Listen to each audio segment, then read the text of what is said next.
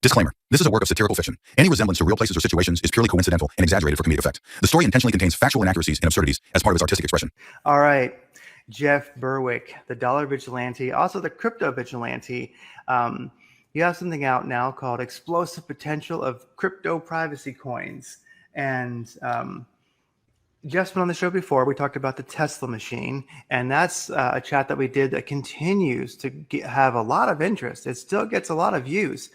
Like we were talking before, we started recording, was that most interviews, they do well, then they kind of disappear in the background. That one did well and gets consistent traffic. Even after being deleted off of YouTube, people found it on Rumble, and it pushed the Rumble views up. But then YouTube put it back, so that is continuing to do well. So, I could read your bio, but most people know who Jeff Berwick is, I think.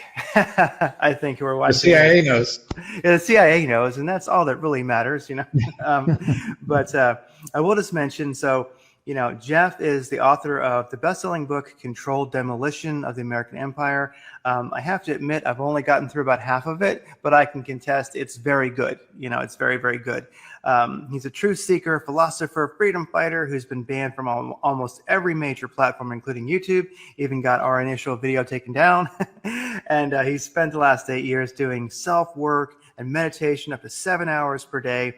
Sometimes in a hyperbaric chamber or while floating in a plasma bath after he was one of the first to get access to the Nikola Tesla machine, the Tesla machine that we'll mention here, and the incredible healing that offers. And Jeff was nice enough to hop on and talk about privacy coins, because I do believe in the Crypto Vigilante, the latest, I think, report there. It goes into crypto privacy coins and how those are definitely a great, investment and very essential, possibly in the future, in the very near future as well. And we just want to, here at Rating Creators, we just kind of wanted to help get that information out there. Like I say, Jeff was nice enough to kind of give us a little preview of what the Crypto Vigilante is doing, and maybe turn people on the privacy coins a bit, and then go buy Jeff's stuff. That's the idea. And so, not to be incredibly not to ask almost an overly simple question, but I know that people listening won't necessarily know, and I'm curious what your exact take on it is. What are privacy coins, and why are they important? Yeah, sure. I should preface it by saying, first of all, thanks for having me back on, Craig. Always a pleasure. And kind of interesting that YouTube took down our last chat where we're talking about the Tesla machine and plasma, which actually I keep trying to put stuff back on YouTube. We just had another chat on there that we talked about the Tesla machine. They took it down again. They don't want people to know about it. Pretty much everything I talk about, they don't want people to know. So that's why I'm banned everywhere. Yeah. But as far as privacy coins, I should sort of preface it by saying that I got into Bitcoin in 2011 at $3, and we actually recommended it at that time at the Dollar Vigilante at $3. It's now $114,000, so it's gone up about $113,997 since then. I also recommended Ethereum at $2. You'd think a lot more people would kind of know about me and stuff like that, but like I said, they don't want anyone to know about any of the stuff I've been doing for the last 10, 15 years, because I'm mostly trying to help people to figure out how to survive and actually profit from basically everything going on in the world today. And when I first got into Bitcoin, in 2011, I actually thought it was basically like a privacy coin, and that's how everyone thought about it. Even the Bitcoin OGs at the time, everyone, one of the things that everyone was saying is, it's much better than the US dollar, obviously, or any fiat currency. It can't be inflated. There's a maximum of 21 million coins that will ever be created, although that's even in discussion now, since it's been a bit co-opted. And a lot of people said back then it's an anonymous currency so that, no government could track it and things like that. And it took me like a year or two to really get my head around that it isn't. And then it became very clear around 2017 or so, as it really started to take off. All of a sudden, all kinds of analytics companies came out, and they were getting quite good at trying to figure out what who owned all the Bitcoin and where it was going. And of course, every transaction on the Bitcoin blockchain is completely transparent. It's a completely public blockchain. So you can see every single transaction. But now that they've got the KYC exchanges that are mostly all over the place, they've gotten rid of almost all non-KYC exchanges, including TradeOgre, which was a major privacy coin exchange that was taken out and all the funds stolen by the Canadian government just a month or two ago. The RCMP, yeah. So it's become very, very clear now that if you're not using privacy coins, which most people don't even know what that is, then every government in the world, every intelligence agency, all the Palantir, all these sort of things will know every single transaction you ever make. So that's not very good, especially with these governments that become so tyrannical. You have, like I said, Palantir and AI and all these sort of things, and they're trying to extort and freeze and regulate what you can or cannot do and stuff like that. So it's actually never been more important than ever that people realize that any crypto coin that isn't what you would call a privacy coin can be tracked and traced every single transaction you make. And almost everything in the world today is illegal because of the governments, and they can like just freeze your funds for anything. So it's actually kind of insane if you think about it. Like I remember when the internet first started, because I also started an internet company right around the time it started in like 1992, back then there was no security on the internet. There was no encryption. There was no bank websites or anything back in 1992. I don't know when they first started, but I think it was near the late 90s. Some banks started putting online and stuff like that, but they had to wait until websites and web pages and web traffic was encrypted. Otherwise, any hacker could easily just scan any router and see all your information. And that's when a lot of people probably don't even notice this nowadays, but every website pretty much now is encrypted. And that you can tell when it says HTTPS. The S means it's encrypted. It means that even if you were sitting on the router and you were watching all the traffic coming and going, you wouldn't be able to read it because it's encrypted. And of course, almost everything on the internet today is encrypted because otherwise anyone could see every single thing you're doing. So it's insane to me that people are still using cryptocurrencies, which I've been into since 2011, and almost all of them are completely unencrypted, which is kind of crazy too when you think about it, because they're called cryptocurrencies. They're supposed to be encrypted.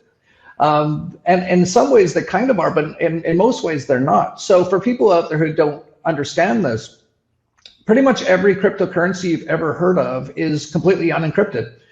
So anyone can see every single thing you're doing, including, like I said, all the governments and Palantir and AI and all these sort of things. There's only a few that are actually truly encrypted so that you can't actually see any of the transactions. And by far the biggest one and the most well-known one and the longest running one is Monero. It's been going since I think 2015. It's kind of interesting because Satoshi left Bitcoin around 2011 and said he or she or whatever it was moving on to other projects. And then fairly soon after that, Monero popped up. And it's also interesting to note that Bitcoin actually had ways that it could become more of a privacy coin, but they turned off all of those operation codes a long time ago. So now there's really only a few coins out there that are truly encrypted. And to me, like, I think we're going to look back, I don't know when, if any of us are still alive, because they're trying to kill everyone on Earth right now. But in 10 years, 15 years, we'll look back and go, I can't believe anyone used a coin that anyone could see every single transaction you ever make. It's going to seem that insane to us. And as I mentioned, the biggest one by far is Monero, and it's been under massive attack, of course, because by the governments and the IRS and the intelligence agencies and all that sort of a thing, because they don't want people to have an actual currency that can't be tracked.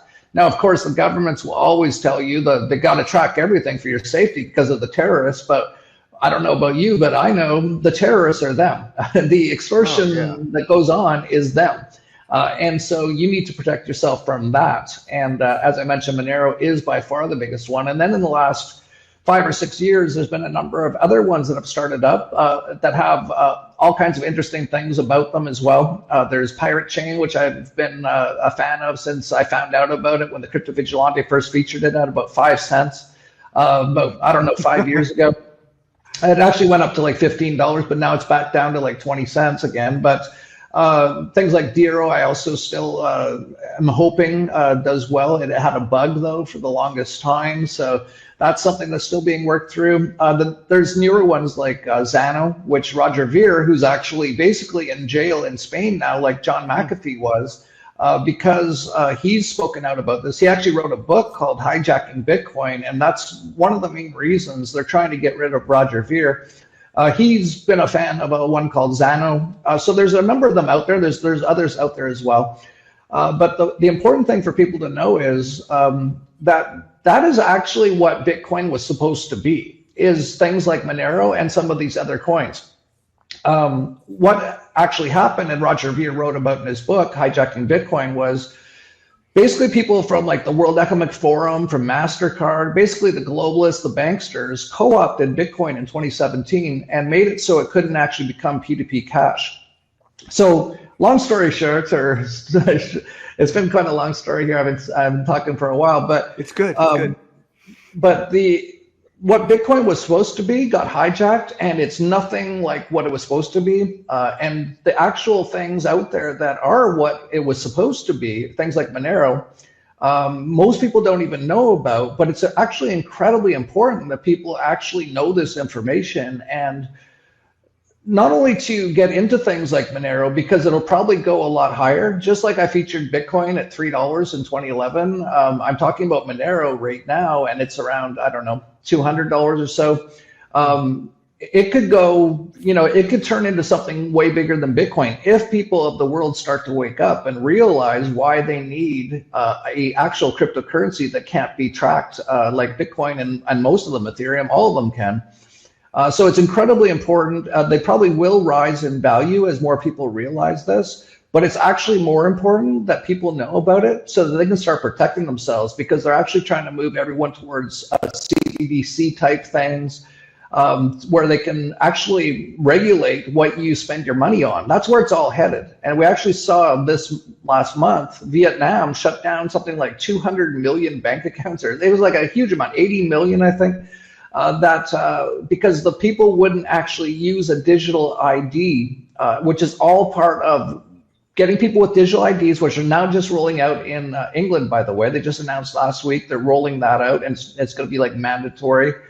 And once they have people with digital IDs, they're going to basically have things that are going to be similar to central bank digital currency, and they'll be able to track and trace everything you do. And what did we see during the COVIDs? Is that you weren't allowed to like leave your local area and stuff like that. They were locking everyone down. Well, when they do that again, and they will, if they have things like digital IDs and people's money is actually in things that are traceable currencies, you'll see things like, well, you can't spend your money outside of your neighborhood because there's a virus and stuff like that. Or you can't buy that much meat because, meat contributes to climate change. No, it doesn't, but that's a big other scam. But that's what they'll say. And you'll go to buy some steaks and they'll say, no, you've bought too many steaks this month. This is where it's all headed. People probably can't even get their head around it at this point and might not even believe that's where it's all headed, but it is 100% all headed there, and fast. And so one of the only ways to protect yourself and your savings too, and your wealth, there's obviously things like gold and silver, and gold just hit an all-time high as we speak. Silver is just about to break its all-time high right now because the precious metals market is realizing what's going on. But of course, gold and silver in this digital age in particular isn't that usable for your average person. A lot of people are buying things online and stuff like that. So aside from gold and silver, you definitely would want to have like a good private cryptocurrency. And most people have no idea about them. And in fact, Monero is banned from most exchanges for that reason, because the governments regulate the exchanges. And if the exchanges put Monero on there, they'll come in with their guns and shut down the exchange. So it's incredibly important for your own survival to at least be aware of privacy coins and to start understanding them. And then on top of that, as you mentioned, and as I mentioned, as more people figure this out, the value of those coins will probably rise dramatically. So this could be the next big, massive winner over the next few years in terms of massive gains, just like Bitcoin's had over the last 10 years, it could now be privacy coins. And that's what the Crypto Vigilante just had an entire summit about, talking about. Yeah, and then how do people find that summit? I do believe I've linked to it in the show notes, but it's right there at cryptovigilante.io, right? I think that's where they can find it. If you want to get access, it was a one-day thing, basically an online event, an entire day. I think it was about 10 hours or more. I was actually on it. All of the Crypto Vigilante team and numerous other top experts in privacy coins were all on it. You can find it at tcvsummit.com. That's the Crypto Vigilante, tcvsummit.com. Okay, I'll make sure that I link to that in the show notes for everybody. And yeah, I think a lot of people are unaware of how nefarious AML is, anti-money laundering, because ultimately the regulations come from I'll say the deep state. Let's call it that, right? We can call it the bankers. We can call it whatever we want to call it, government, if we want to call it that. But the regulations are given to the banks. They're set as a standard, and then the banks have to. And a lot of them, they will outsource to other companies that just specialize in this kind of thing. A certain country, a lot of them sit in, and they will.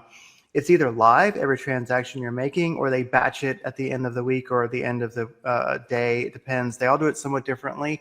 But people don't always realize that every single transaction you make, every financial transaction you make, it is analyzed. I mean, that thing gets palantired.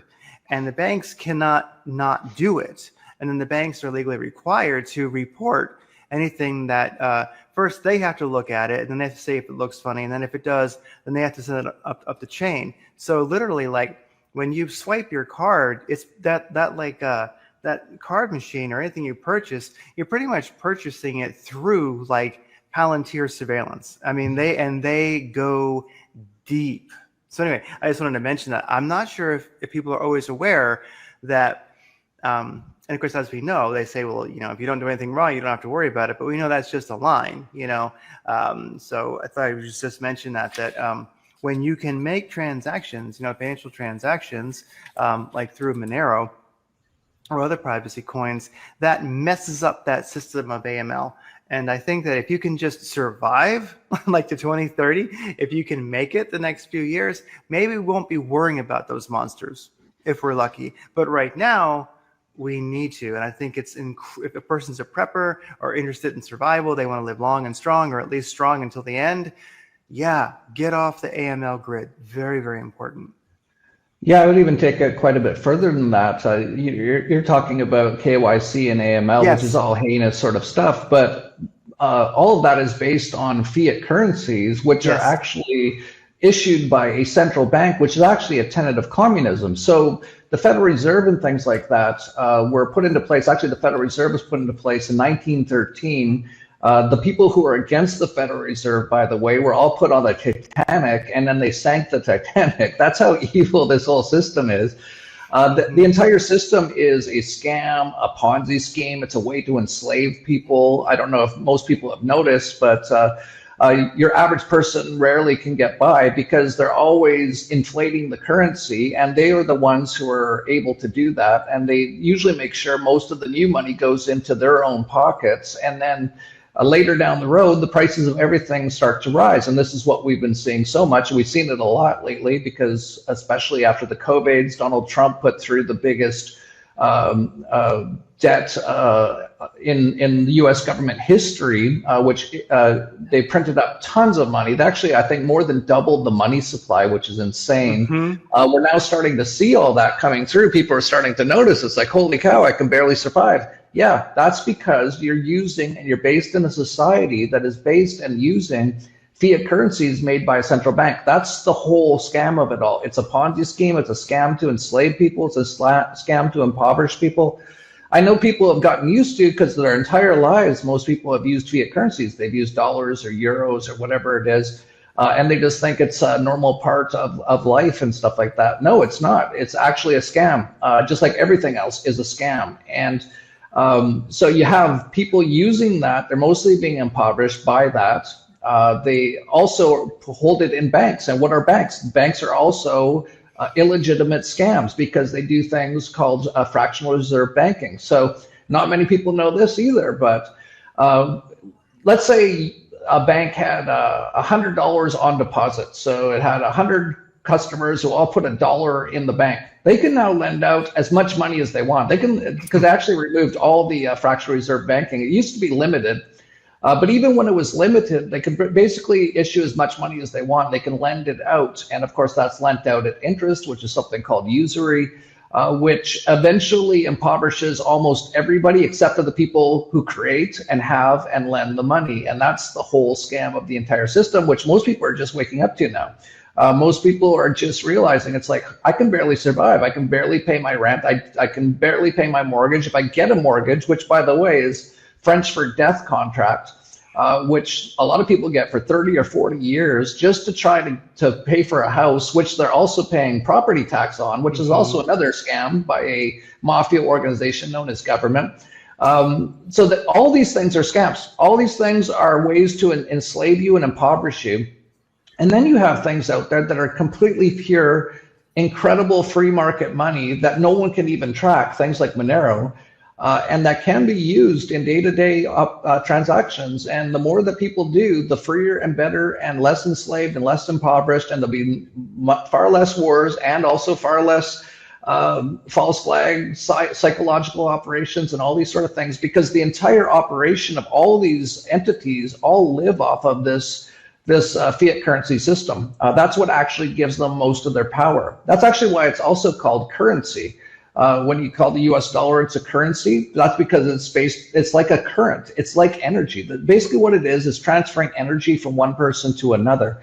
And they control it, and they enslave you with it, and they indebt you to it. And that's the whole point of central banking, is to get everyone into massive amounts of debt and impoverish them, and basically make it so they own nothing, which is what Satan Klaus just said recently with the World Economic Forum. We want you to own nothing and be happy. And that's the end stages of this plan. And we're actually getting close to it now.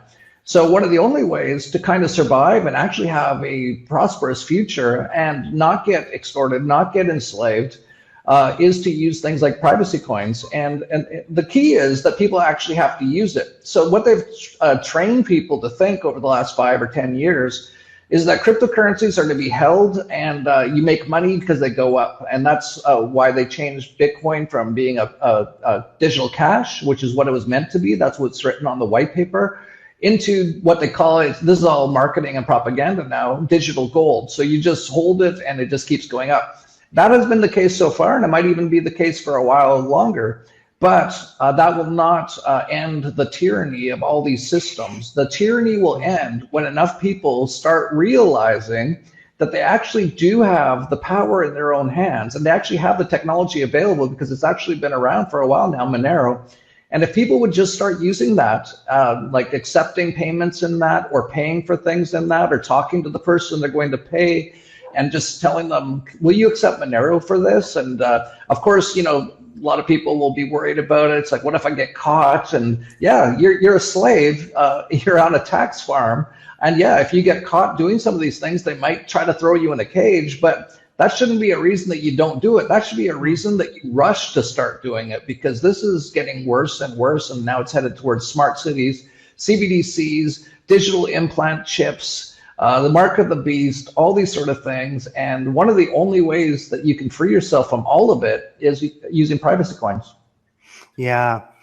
And we're definitely feeling the impact of a lot of this cycle coming to its bottom. I mean, it's on the way to the bottom, but we're definitely feeling it. And when I look at the Great Beautiful Bill, or whatever it was called, I think part of the plan is, I think, since the fiat dollar is kind of failing, they want to like prop it up with so the fiat dollar is based on debt that we sell as bonds, right? So they want to like buy bonds with the CBDCs, you know, and then so it's almost like prop up a failing fiat system with a new fiat system. And I just start thinking, like, of course, that it has, you know, complete surveillance built in. You can turn it on, they can turn it off, you know. And you go, man, like we're headed for, I mean, the Great Depression, at least that was okay. The dollar crashed, the market crashed. It was manipulation and such, but that was one thing. But now we're headed for like a double crash, like something that might be historic. You know, have we ever actually had a financial system fail that was double fiat. You know what I mean? And that's just amazing. I mean, so yeah, it's very important to stay alive through the apocalypse. Like you always say, like you're really enjoying the apocalypse. It's great. You know, yeah, it's having that attitude, you know, and finding ways like this. You mentioned TCV, they're crypto vigilante, so tcvsummit.com. That's where people can find the presentation. And with the privacy coins that you've mentioned, one thing that I like about Monero, and actually one of my favorite coins, favorite systems is Beam as well. That one was very elegant. It works very nicely. It's like based on the whole Nimblewimble thing, like that Grin initially was, but Beam was just a more elegant version. But anyway, there's many out there. But thing about Monero that I like, and a couple of the privacy coins, maybe all of them, I think, but that they are mineable. So you can create them. So I know this is a little bit much for some people, but ultimately, you can buy a bunch of GPUs, graphic processor units, a bunch of motherboards, this and that, and you can be mining, you can be creating Monero in your garage. Of course, it's not free, it uses power, you need some cooling, it takes a lot of GPUs to actually do anything. For most people, it's easier just to buy it, but you can mine it, so you can create Monero. And I've always thought that's one of the best kind of off-grid ways to get your privacy coins is just to mine them yourself. Yeah, absolutely. That's still a possibility with a lot of these. Like trying to mine Bitcoin now by yourself is basically impossible because it's so big. Yeah. But these things are still possible to do, all that sort of thing. And it's just so important that people start using them. It really is the case that if people don't catch on to this, most people are going to be dead in the next few years. I know. Yes. It sounds crazy. It sounds crazy, but it's actually true. And even if they do all catch on to it, a lot of them will probably still be dead because these people are still trying to kill everybody. People don't realize what's going on. It's a wild time to be alive. But we have actually all the answers all around us. Things like Monero, which most people don't know anything about. Things like plasma. They're trying to make people sick with the chemtrails, with the fluoride, with the lethal injections, with poisoning the food supply, and so many people are getting so sick now. And then there's plasma, which hardly anyone knows about, which is available.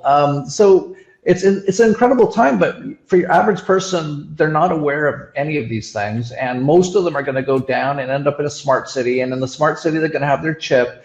And they're going to say there's a new virus, which viruses don't even exist. It's all lies. And they'll say you need to inject yourself with this, and then they'll be turned into basically Soylent Green. All those dystopian movies were actually precursors, predictive programming for what's going to be coming. As we actually saw with the Charlie Kirk psyop, which was a false flag psyop. They blamed it on someone who it's impossible to be that person. It was actually the CIA/FBI/Mossad.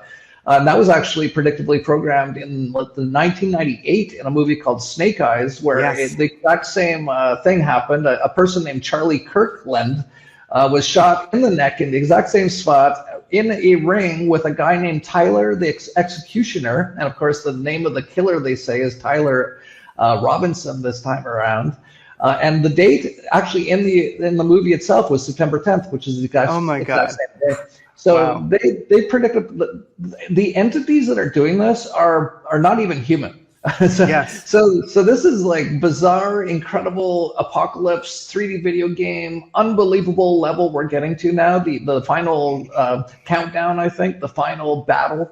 And most people won't wake up to it, and most of them will be basically enslaved, sickened, or killed in the next few years, which I know sounds kind of sad. But it doesn't have to be you. And if enough people start waking up, it won't have to be a lot of people.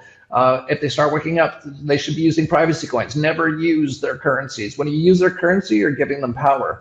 And I know it's not that easy, but it's never easy to escape from an enslavement system that intends to kill you. But this is about as easy as it gets. All you need to do is talk to your friends, your neighbors, your suppliers, the people who owe you money, and say, pay me in Monero. And that's it. And all of a sudden, you've started to get outside of the slavery system. And then if you want to get plasma, you can heal yourself from basically anything. That is something Nikola Tesla discovered about over 100 years ago, and Donald Trump's uncle in the CIA basically killed him It hid his technology for over 100 years, and it's actually back now, which you can get at tzla.club. Plasma, and that will actually make sure that or not make sure, but give you the best chance of being able to survive all the things they're trying to do with all the poisoning they're doing in the skies, in the food, in the water. And then also, if you just do the work and really connect with source, that's actually the real key. All the things I just mentioned are inside the matrix. You can actually, if you meditate and do those sort of things, you can actually meditate with the Tesla machine. It's incredible. Connect with source, get through all your traumas, get through all your mind programming, reprogram your mind. I know it sounds a little crazy and hard, and it is, but you can do it. Then you can actually connect with source and actually get outside of this matrix altogether. And then the entire thing collapses because it's actually all based on you. It's actually your true man show. And this is actually what you need to do to survive, to get to the next levels. And so if you're watching this, you actually have been given an incredible sort of Easter egg or a booster in the video game. You've been given a sign, because I'm telling you exactly what you need to do. And if you do it, you will win this video game. And if you don't, you're going to lose. So I'll leave it up to the viewer what they're going to do with this information. But I know most people will turn it off, think that guy was kind of crazy, go watch their foosball game with their tranny Super Bowl halftime show, that Bad Bunny now they got coming out, drink their poison called beer, lower their vibration, and they'll be losing this video game, which is unfortunate because I just told you how to win. And so where are you paying attention? Because it's all right here. Absolutely.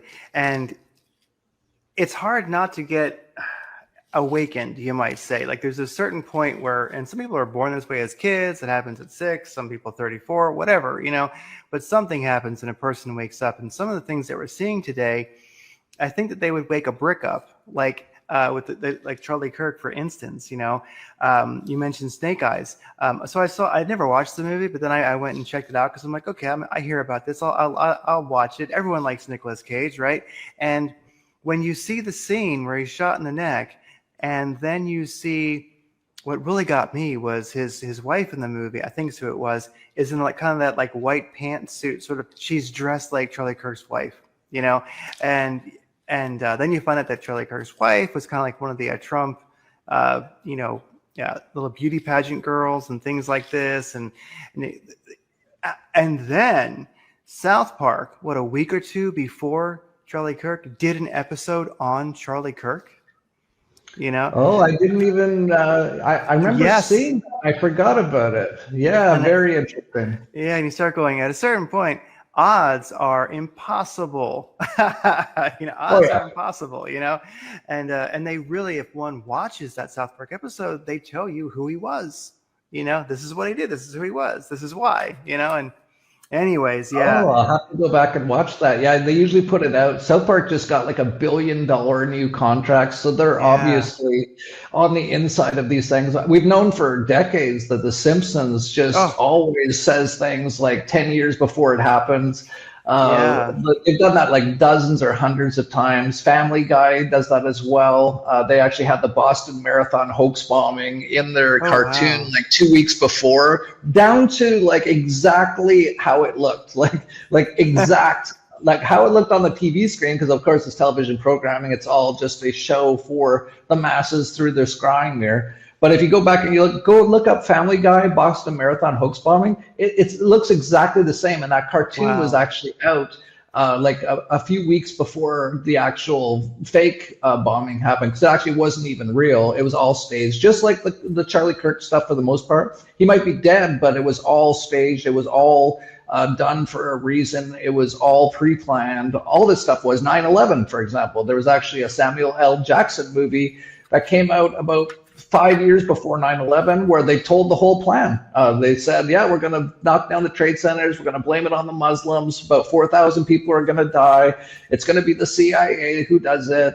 And then it all happened exactly like that. It's incredible. Yeah, exactly. Yeah, and there was a spin-off of the X-Files called like The Lone Gunman, and they actually did an episode where they saved the day and diverted planes from flying into the World Trade Centers. And then the famous scene in the Matrix where Trinity gets Neo grabs her as she's falling, the helicopter, etc., and she like smashes into a high-rise building, which kind of explodes. So yeah, Neo's passport expires on September 1st, 2001, and that movie was made in the 90s as well. And all this stuff is all out there. It's all pre-planned. It's all predictably programmed, and that's what we're actually up against. It's a massive, incredibly nefarious, incredibly intelligent. That's why I say it's not even human. We're basically living inside the Matrix right now, and all these things are being done in this Matrix by an incredibly nefarious outside sort of a entity. But the thing is, this is actually, like I said, it's your true man show. And as you're realizing all this, you can actually rise up and see that none of the stuff out there that you thought was real, including like the moon landing and all those sort of things, are all fake to keep you in, basically just like Truman and the Truman Show, believing that everything that you see on the television and all that sort of stuff is real. And then basically there's people watching you that aren't even here on Earth. It's like a true man show to see if you can actually realize and break out of the Matrix. And that's what each and every one of us needs to do. It's called the hero's journey. Yes. That's what this 3D video game is, in my opinion. And we all, in our own ways, need to figure out what's going on. Or if we don't, we'll just end up, dying slowly and dying quickly and end up in smart city concentration camps and stuff. But even then, maybe then we'll wake up and bust out, and there's always many chances to break out of the Matrix. But for most people, they're still stuck in the Matrix, unfortunately. Exactly, yeah. And awakening comes with the path. So if you get it, well, there's definitely a path for you to escape. And one thing about, I'll just mention it one more time, like the Charlie Kirk thing, was that I think Saul Alinsky and Rules for Radicals, definitely an interesting book. I find it a bit evil, but he said that the action is the reaction, And when you look at the Charlie Kirk thing, you realize, well, what was this about? It was about the reaction. And that reaction was pre-loaded. What a shitstorm has happened after that. And you go, whoa, anyway, that's so... People should take note of that. That's what they're always all about. It's the problem, reaction, solution, and that's what all these things are. It's the Hegelian dialectic. They've been using it for millennia, and they create this problem, and then the reaction actually goes towards their solution. So in the Charlie Kirk situation, well, you got to get out there and vote. You got to hate the other side of the political bird, the left side people, the blue donkey people, which is all a contrived sort of thing to keep people fighting each other so they never realize who their real enemy is. And also we need to track everyone better because look, that killer got away for 33 hours of all the numbers. It was 33 hours. So we got to track everything better, track and trace. We got to have more gun registration, got to get rid of guns because look how dangerous guns are.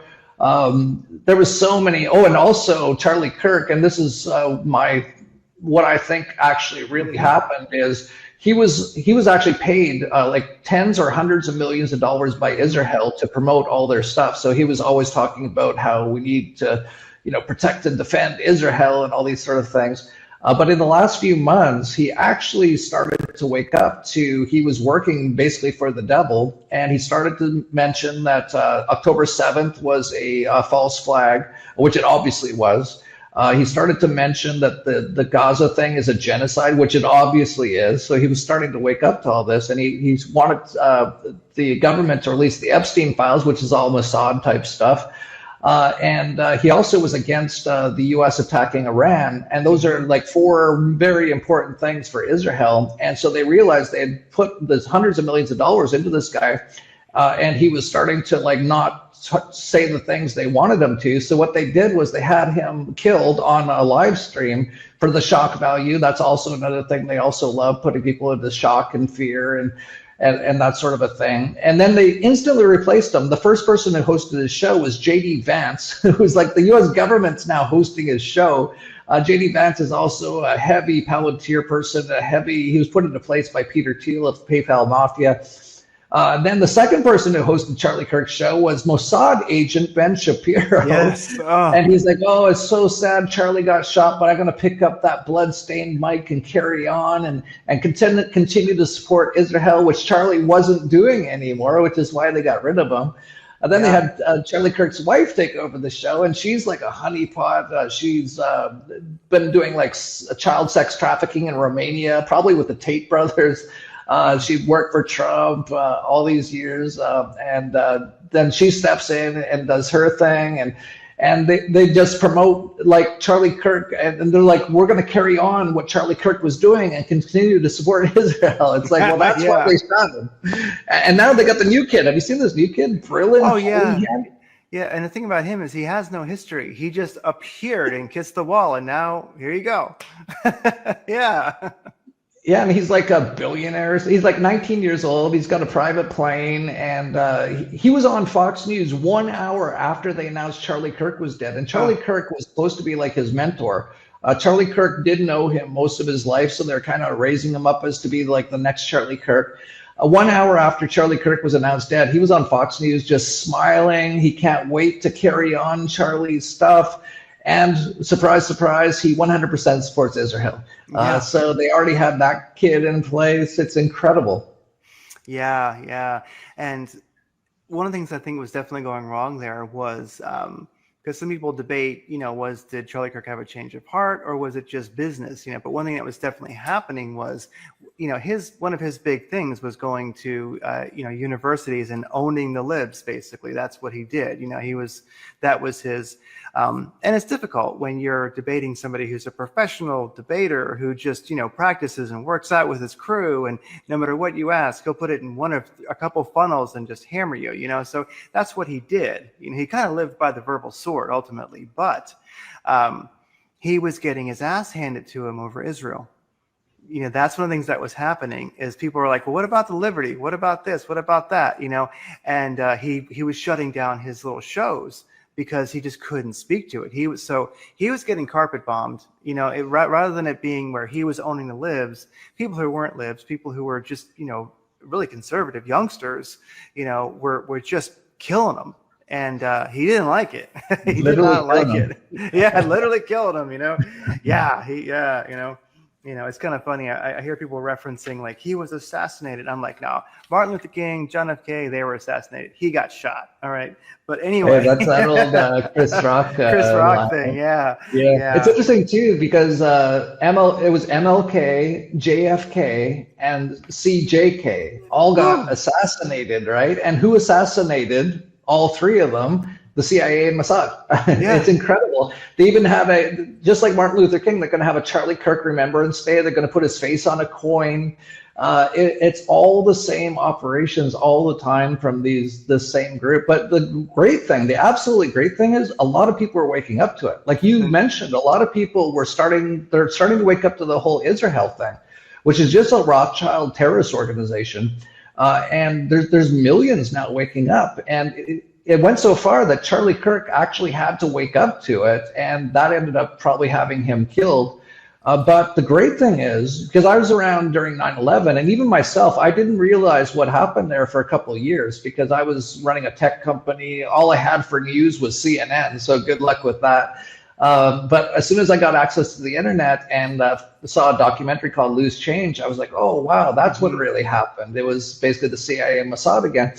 And even like years later, a decade later, I did a cocktail party telling people 9/11 was an inside job, and people would want to fight me. It would just cause massive chaos.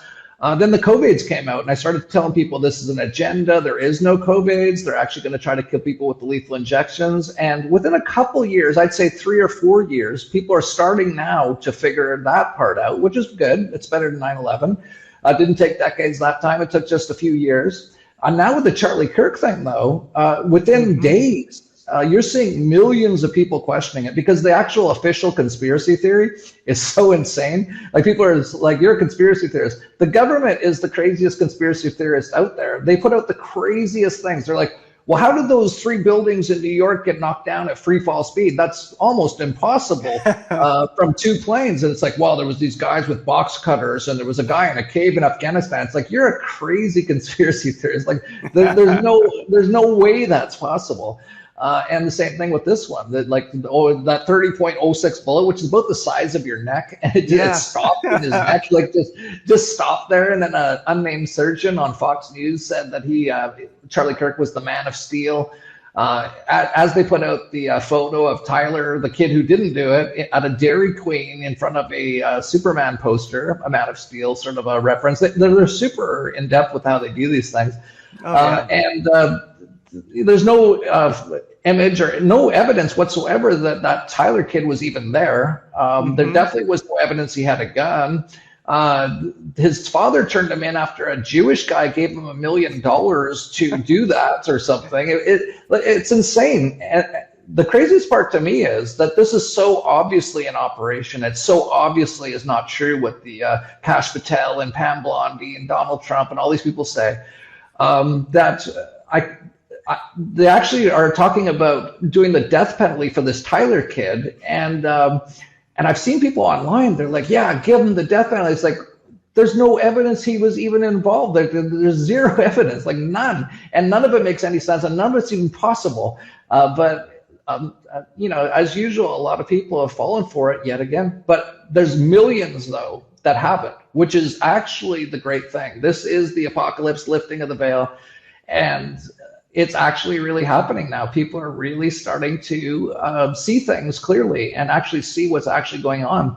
And this is going to get very interesting. The rest of this apocalypse is going to get so interesting because you've got the bad guys doing all this insane stuff, and there's going to be way more insane stuff coming, I'm sure, especially because people are waking up. So they're going to have to do something even way bigger now, way bigger than 9/11 now, which I expect almost any day now, which Mossad agent Laura Loomer, who's Larry Loomer, who's a guy, said just recently Al-Qaeda is going to attack the U.S. now. They got some inside terrorist chatter info, and they actually say it's Osama bin Laden's son is going to attack the U.S. now. So they're rolling that old one back. But your average person, most people are actually catching on to it now. So this is going to get very interesting. Oh, exactly. Yeah.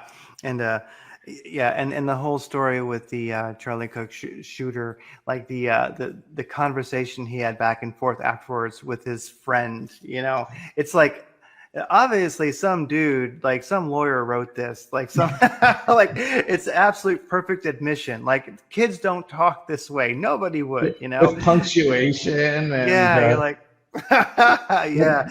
daughters are all the same age as that Tyler kid, and her text messages are all emojis and stuff. They're like, there's no full paragraphs of, well, I just shot Charlie Kirk, and the other guy like, what? I thought they got the guy, which is of course the crisis actor George Zinn, who immediately took credit for it, and then he goes, no, it was me. I hid the gun in a towel, which on a place that actually is a property owned by Palantir, we just found out. Oh my gosh.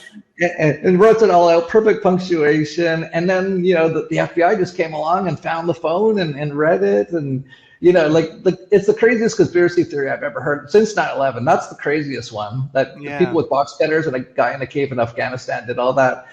This one's just as crazy. But like I said, a lot of people aren't falling for it. Now, what happens next? Who knows? I don't think people are even ready for really waking up to what this all is, because to really wake up to what it all is can be very scary. To realize basically everything you thought was real in this world, none of it's really real. None of the promoted things are real. Basically none of it. Moon landing, of course, 9/11, every war, basically every major event that you thought was real is not real. And then to actually realize what's actually doing it can be too shocking for most people. So I think that's that line in that movie, you can't handle the truth. I think for a lot of people it's going to be that way, but there still is a lot of people starting to wake up. It's going to be very interesting to see what happens if they continue to wake up. Yeah, it definitely is. And I know people that I do see suffering right now are the like fundamentalists, like the Judeo-Christians we have like in this nation, who just like one of their big challenges now is, and since I'm not a part of that, I don't really know how to relate to it, but they're just like, I stand with Israel no matter what, and I think they're going to have a very hard time. I think they'll go down with the ship personally, because it is so ingrained within them. And I have empathy. I really do for them. I'm like, but what about what if they can know the truth, but they just stand with, because that's like their biblical teaching. And I'm like, all right, cool. But you can see some people will go down with the ship, but a lot won't. Some people are staying at the train station. Some people are taking the love train to the future. I think it's a little hard, but you kind of have to I think you have to kind of steel themselves a little bit and just get ready for that, because some people who might be good people are going to be left on the train station. But don't let that stop you from going where we're going. I tend to tell people. So how can people? So when it comes to privacy coins, how can people get them? Because I know that most of the privacy coins aren't really on exchanges, and exchanges have KYC anyway. And a lot of this is covered in tcvsummit.com. Go check it out. You can get all the info that you really want. But briefly, like how would people who wanted to get privacy coins, how would they get them in a way that was effective and possible? Yeah, well, it's still possible. Like even in the US, one of the biggest exchanges in the US is called Kraken, and they still trade Monero. Binance delisted after the World Economic Forum took over Binance. But so you can still get Monero in the US that way. I would really recommend, if you don't know, to sign up for that TCV Summit. It's less than $100. It's about 12 full hours of stuff. They cover all this stuff. That's the best way to get it. So just go to tcvsummit.com. Also subscribe to the Crypto Vigilante and the Dollar Vigilante newsletter. You can find those at, just go to dollarvigilante.com/subscribe and sign up for that. But there's lots of ways. There's absolutely lots of ways to do it. It might take you a little bit of time. You're going to have to figure out how to use a new wallet and stuff like that. But that is the kind of thing that could really save your life. And it's, like I said, it's not that hard. If you were to tell someone, okay, you're going to be enslaved in this unbelievable slavery system where it's going to take most of your life to even figure out that you are a slave. But to get out of it, you just need to go sit in a room by yourself and watch your own mind for a while, which is called meditation. You need to get a Monero wallet and start telling your friends to use it. And if you can afford to get a plasma machine, and you'll probably get out of all this stuff and actually move on to an incredible new world and actually really win this video game. So when you put it that way, it's actually not that hard. Like when you think about what they get most people into, right? They put people through 12 years of government indoctrination camps. That's their entire childhood in a prison camp for children. Then they go for 4 more years, most of them, go into hundreds of thousands of dollars worth of debt for absolutely nothing. They learn absolutely nothing. So people will do all that. They'll go through 16 years of that to get nothing and actually become more enslaved and more put into the matrix. But if you just meditate, get some privacy coins and a plasma machine, you can get out of it. It's actually pretty simple, pretty easy, and it's all right there. So, and those aren't just the only things, by the way. Like obviously there's a bit more than that. You got to do the real work, make sure you're physically perfect, which actually the Tesla machine can help out with, but also make sure you're drinking lots of water, make sure you're eating the good food that's not poisoned and stuff like that. Doing the mental work in mostly things like meditation where you get your traumas out and stuff like that. So it's not like necessarily easy, but it's not all that hard. It's just something you actually have to focus on and do. And what this matrix will do is find every distraction possible to make it so that you don't focus on these things. And that's the point of it all. And that's what I'm hopefully telling your audience today is, remain focused. Don't get distracted by all the things in this matrix, because that's all the things that will keep you entrapped in this matrix. And it's actually not even that hard to get outside of it, but you will need to definitely have some discipline and some focus. And if you don't have that, work on how you can increase your discipline and focus. That's actually things you can learn how to do and actually work on doing. Those are the things you need to do to win this video game and escape this matrix. Absolutely. And we did a whole hour on the Tesla machine, so I'll link that. If you're watching this, it's the same channel, Radiant Creators, and that was very enlightening. I definitely on my list of things to get. The short list is a Tesla machine. It's amazing. I have not used one, but I understand the concept and what it's doing, so I'm all in on that as well. And well, this has been This has been great, and it's a good cliffhanger to leave it. If you want to know how you can get not stable coins, we don't need those. If you want to know how you can get security coins, privacy coins, ultimately, well, get Jeff's work. Get the Amazing Summit, the tcvsummit.com. I'll link to it, and there you go. A little bit of a cliffhanger, but enlightenment ain't free, so people go buy it. Well, everything's an exchange of energy, right? Yes. So they put in, literally with the people involved in that summit, they put in their entire lives into all this, and they're basically giving you most of the most important information. There's video people, there's people setting up all the stuff, there's the email people, there's lots of people that need to get paid to make it get done. But for like less than $100, I think it is, you can get access to all that information. And by doing that, you're actually sending your energy to those people. And it's actually a beautiful thing. It's actually so beautiful. Currency is supposed to be a beautiful thing, but it's been hijacked and it's been turned into a horrible thing that ends up enslaving and impoverishing everyone. But you can change that. And that's one of the ways, is definitely to get into the privacy coins. And I expect that they'll probably do incredibly well. And as I mentioned, I recommended Bitcoin at $3. I recommended Ethereum at $2. I'm telling you to look at Monero at $200. It could go much, much, much higher. Absolutely. Certainly could. Wow. Well, Jeff Berwick, it's been so great having you on again. Thanks for coming on again and talking about this. And well, thanks for being on the show. My pleasure. Always a pleasure.